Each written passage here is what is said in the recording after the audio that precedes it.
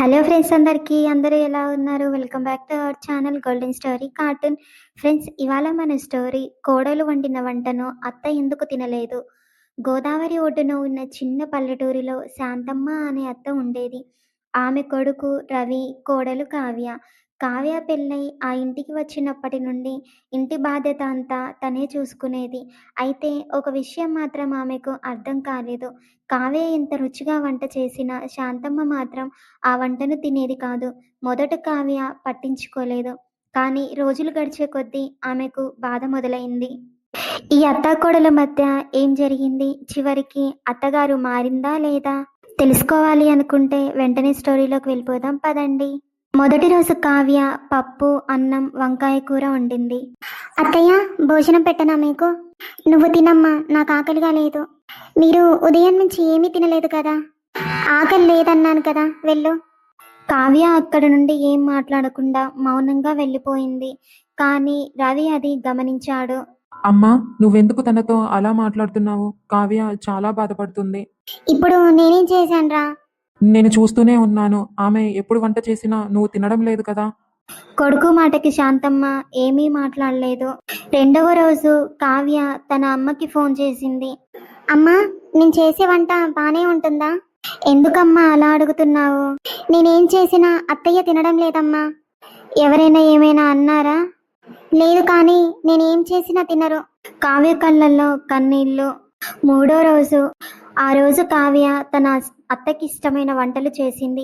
పులిహోర, గారెలు, పాయసం. అత్తయ్య, ఇవాళ మీకు ఇష్టమైనవన్నీ చేశాను, రండి తిందురు గాని. శాంతమ్మ ఆ వంటల్ని చూసింది. కొద్దిసేపు మౌనంగా ఉండి, చాలా బాగా చేశావమ్మా. అయితే వచ్చి తినండి అత్తయ్య. నాకొద్దు. కావ్య బాధతో లోపలికి వెళ్ళిపోయింది. శాంతమ్మ మాత్రం వంటగదిలోకి వెళ్ళి ఒక చిన్న ప్లేట్లో పులిహోర, 2 గారెలు, కొంచెం పాయసం పెట్టుకుంది. రాత్రి ఎవరికీ తెలియకుండా ఇంటి నుంచి బయటకు వెళ్ళింది. కావ్యకి అనుమానం వచ్చింది. ఆమె నెమ్మదిగా అత్తని వెంబడించింది. శాంతమ్మ ఊరి చివర్లో ఉన్న ఒక చిన్న ఇంటి దగ్గరకు వెళ్ళింది. తలుపు తట్టింది. ఎవరది? నేనే శాంతమ్మను. శాంతమ్మ చేతిలో ఉన్న ప్లేటును ఆమె చేతిలో పెట్టింది. ఇంత రాత్రి ఎందుకొచ్చావమ్మా? ఇవాళ నా కోడలు పులిహోర చేసింది, నీకు చాలా ఇష్టం కదా. కావ్య మాత్రం ఒక పక్కగా నిలబడి అంతా చూస్తుంది. కానీ ఆమెకు ఏమీ అర్థం కాలేదు. శాంతమ్మ వెనుతిరిగి ఇంటికి వస్తుండగా శాంతమ్మకి కావ్య ఎదురుగా నిలబడి ఉంది. కావ్య, నువ్విక్కడ? అవునత్తయ్య, నేనే. నువ్వు నన్ను వెంబడించావా? అవును. మీరు నా వంట ఎందుకు తినరో ఇప్పుడు అర్థమైంది. ఆ మాటలకి శాంతమ్మ మౌనంగా ఉంది. కానీ ఈమె ఎవరు? శాంతమ్మ సమాధానం చెప్పలేదు. అప్పుడే గుడిసె లోపలి నుండి ముసలమ్మ గొంతు వినిపించింది. శాంతమ్మ, ఇక దాచకు. శాంతమ్మ కన్నీళ్లతో అసలు కథ చెప్పడం మొదలుపెట్టింది. ఈమె నా అక్క. ఆ మాట విన్న కావ్య షాక్ అయింది. ఏంటత్తయ్య మీరనేది? ఈమె మీ అక్కనా? అవును, నాకు ఒక అక్క ఉండేది. ఆవిడే ఈ లక్ష్మి. చిన్నప్పుడు ఇద్దరం చాలా ప్రేమగా ఉండేవాళ్ళం. మా తల్లిదండ్రులు చనిపోయిన తర్వాత ఒకరినొకరు చూసుకుంటూ పెరిగాం. అక్కకి పెళ్లి జరిగింది. ఆమె భర్త మంచివాడు కాదు. ఆమెకు ఒక కూతురు పుట్టింది. కానీ పరిస్థితులు బాగోలేక తన కూతురిని నా దగ్గర కొంతకాలం ఉంచింది. అప్పుడు నాకు ఇంకా పెళ్లి కాలేదు. నా అక్క కూతుర్ని నా సొంత కూతుర్లా చూసుకున్నాను. కానీ ఒకరోజు ఆమె భర్త అప్పుల పాలయ్యాడు. అతను కుటుంబాన్ని వదిలి పారిపోయాడు. అక్క తన కూతురుతో తిరిగి మా ఇంటికి వచ్చింది. కానీ అప్పటికే నాకు పెళ్లి కుదిరింది. నేను అత్తింటికి వెళ్లాల్సి వచ్చింది. అక్క మాత్రం నీ జీవితం నువ్వు చూసుకో, నా గురించి ఆలోచించకు అని చెప్పింది. అప్పటి నుండి ఇద్దరం విడిపోయాము. 20 ఏళ్ల తర్వాత నేను నా భర్తతో కలిసి మరో ఊరికి వెళ్లాల్సి వచ్చింది. ఏళ్ల తర్వాత నా భర్త చనిపోయాడు. నా కొడుకు రవి పెద్దవాడయ్యాడు.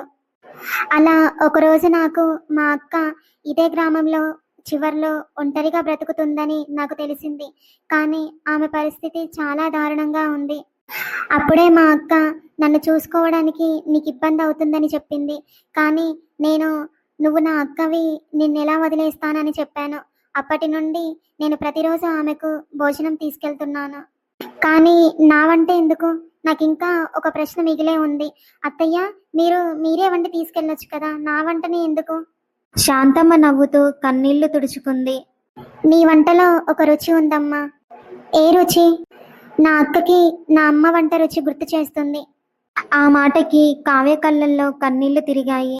నేను తినకుండా నీ వంటను ఆమెకి తీసుకెళ్లేది నా అక్కకి కూడా ఎవరో ప్రేమగా వండి పెడుతున్నారనే అనిపించాలని. అత్తగారి మాటకి కావ్య నోటి నుండి మాట రాలేదు. లక్ష్మి మెల్లగా బయటికి వచ్చింది. ఆమె కావ్య దగ్గరకు వచ్చి, కావ్య, నువ్వేనా అమ్మా? ఆ మాటకి కావ్య ఆమెను బాధగా చూసింది. నా పేరు మీకెలా తెలుసు? లక్ష్మి నవ్వుతూ, మీ అత్త నీ గురించి ప్రతిరోజు నాకు చెప్తుందమ్మా. అవునా? ఏమని? నా అక్కకి కోడలు కాదు కూతురు దొరికిందని ప్రతిరోజు నీ గురించి నాకు చెబుతూనే ఉంటుందమ్మా. ఆమె లక్ష్మి చేతిని పట్టుకుంది. ఇక నుంచి మీకు భోజనం అత్తయ్య తీసుకురావాల్సిన అవసరం లేదు. ఆ మాటకి శాంతమ్మ ఆశ్చర్యంగా చూసింది. అంటే ఇక నుండి మీకు భోజనం నేను తీసుకొస్తాను. మరుసటి రోజు కావ్య ఉదయాన్నే లేచింది. లక్ష్మికి ఇష్టమైన వంటలు చేసింది. పులిహోర, గారెలు, పాయసం ప్లేట్లో అంతా పెట్టింది. ఒకటి శాంతమ్మ ముందు, మరొకటి లక్ష్మి ముందు, మరొకటి తన ముందు. అత్తయ్య, ఇవాళ మీరు కూడా తినాలి. కోడలి మాటకి శాంతమ్మ నవ్వింది. ఇన్ని రోజులు నేను తినకపోవడానికి కారణం తెలుసుకున్నావు కదా? తెలుసుకున్నాను అత్తయ్య. అయితే మరెందుకు బలవంతం? ఆ మాటకి కావ్య నవ్వింది. మీ అక్క ఒక్కరే మీ వంట తినాలి అనుకుంటున్నారా? నాకు కూడా అత్తయ్య చేతి వంట కావాలి. శాంతమ్మ కళ్ళల్లో ఆనంద బాష్పాలు. కొన్ని నెలల తర్వాత లక్ష్మి ఆరోగ్యం కొంచెం మెరుగైంది. ఆమె శాంతమ్మ ఇంట్లోనే ఉండడం మొదలుపెట్టింది. ఒకరోజు రవి ఇంటికి వచ్చాడు. రవి వచ్చి చూసేసరికి అక్కడ ఎవరూ లేరు. కిచెన్లో ఏదో శబ్దం వినిపిస్తుంది. అక్కడ ముగ్గురు కలిసి వంట చేస్తున్నారు. అమ్మా, ఇంతమంది కలిసి ఇక్కడ ఏం చేస్తున్నారు? నీ భార్య వంట చేస్తుందిరా.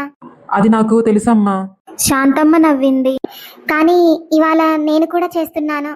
అలా ఆ ఇల్లు మొత్తం ఆనందంతో నిండిపోయింది. ఫ్రెండ్స్, చూసారు కదా ఈ స్టోరీ. ఈ కథ చూసిన తర్వాత మీకేమనిపించిందో నాకు కామెంట్ రూపంలో తెలియజేయండి. మీకు ఈ స్టోరీ నచ్చిందా? అయితే ఒక లైక్ చేయండి. ఇలాంటి మరెన్నో మంచి మంచి స్టోరీస్ కోసం ఇప్పుడే మన గోల్డెన్ స్టోరీ కార్టూన్ని తప్పకుండా సబ్స్క్రైబ్ చేసుకోండి ఫ్రెండ్స్. మరోసారి మరో మంచి కథతో మీ ముందుకు వస్తాను. అంతవరకు సెలవు. చూస్తూనే ఉండండి మన గోల్డెన్ స్టోరీ కార్టూన్ని. Bye bye friends.